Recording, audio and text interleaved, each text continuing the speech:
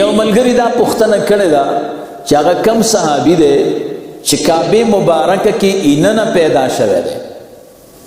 دا کم صحابي و چې کعبه مبارکه په دې میز کې پیدا شوی دی.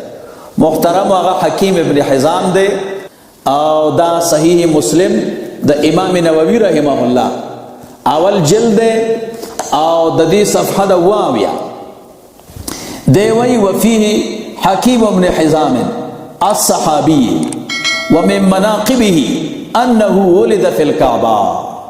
د مناقب نه دا ده چې دا د کعبه مبارکه په منځ کې پیدا دی.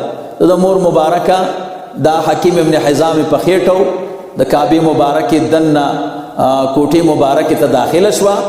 التورته د بچی د پیدا کېدلو تکلیف پیدا شو. د صحابي د کعبه مبارکه په کوټه کې اینه پیدا دی حکیم ابن حزام.